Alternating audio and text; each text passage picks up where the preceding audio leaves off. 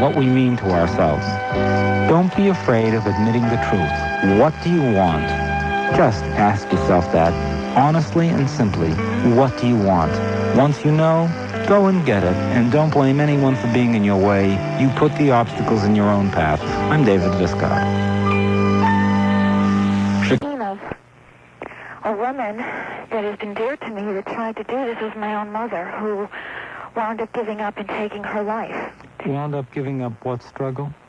The struggle of trying to separate from my father, who was a very mentally sick man. How long ago did you break up with this guy?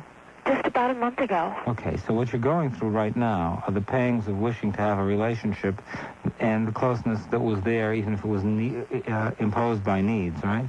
Yes. Because I hear all this desperation tone in your voice. And yes. You're in mourning, my friend. It's what? You're in mourning. Yeah. And that's and rather than go to your mother by means of comparison, you had 3 divorces, right? Yes. Did you compare yourself to your mother each time? Some of the mourning came back, but not as significant as this, because I've always jumped back in real fast, so I wouldn't have to feel any of it. So this time you're feeling the pain of the loss. Yes. So this time you've grown up. I'm trying to. Okay, so in that sense, you've used your mother as the source of courage because you're not going to go on her path. Yes, it's very true. Okay, so this is the first time, Bonnie, in all this time that you've taken a look at yourself and you said, wait a second, I've had another losing relationship, but this one I'm taking on the chin.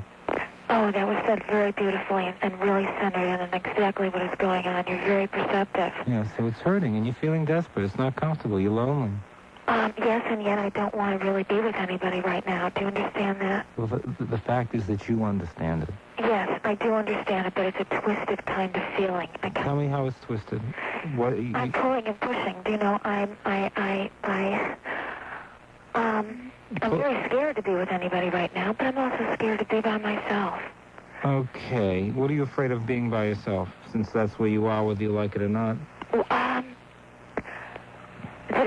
That it will always be this way, and that I not trying to be melodramatic, but I can see myself. Always. You're 31 years old, right? Right. Okay, and you've had 3 divorces and 1 big relationship that you've stuck in your life to keep yourself from feeling this pain. Exactly. Okay, so that means that the fear of it always being this way is your doubt of yourself. Yes. Okay? That is the lesson you have to learn this day. Mm-hmm. That you are worthy and that the right thing will happen to you if you don't act out of desperation. That's excellent. That's excellent. But that's all you have to know. That's all you ever had to know.